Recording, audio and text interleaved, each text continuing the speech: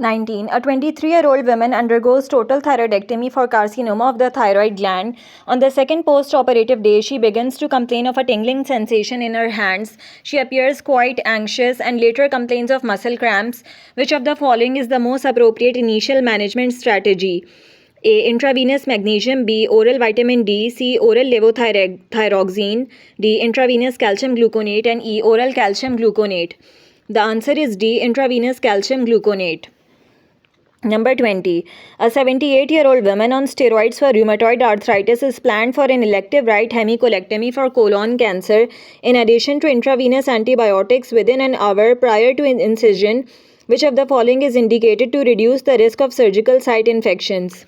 A. No additional intervention. B. Preoperative oral antibiotics only. C. Preoperative mechanical bowel prep only. D. Preoperative oral antibiotics and mechanical bowel prep.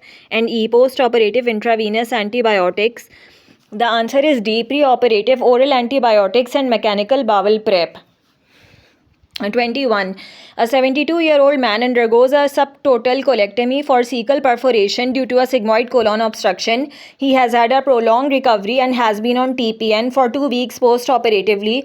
After regaining bowel function, he experienced significant diarrhea. Examination of his abdominal wound demonstrates minimal granulation tissue. He complains that he has lost his taste for food. He has also increased hair loss and a new perioral pustular rash. Which of the following deficiencies does he most likely have? A. Zinc. B. Selenium. C. Molybdenum. D. Chromium. E. Thiamine. The answer is A. Zinc, which is associated with hair loss. 22. A 45-year-old woman undergoes an uneventful laparoscopic cholecystectomy for which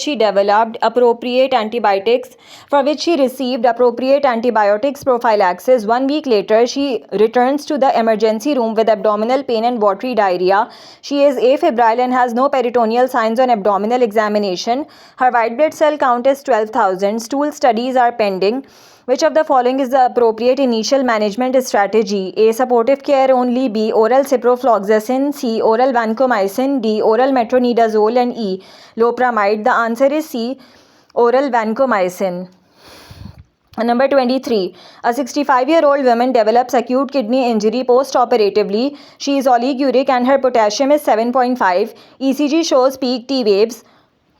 Which of the following therapies should be administered to stabilize the myocardium? A. Insulin and glucose. B. Bicarbonate. C. Calcium gluconate. D. Kioxalate. And E. Furosemide. The answer is C. Calcium gluconate. 24. What is the treatment of minor bleeding after minor surgery in a patient with von Willebrand disease? The answer is DDAVP. 25. What factor should be administered in a patient with hemophilia A with severe bleeding? The answer is factor 8. 26. How many kilocalories per kg per day should the average surgical patient receive? The answer is 30 kilocalories. 27. What is the most common complication of overly rapid infusion of TPN? The answer is osmotic diuresis and hyperglycemia. 28. What is the most devastating long-term complication of TPN? The answer is liver damage.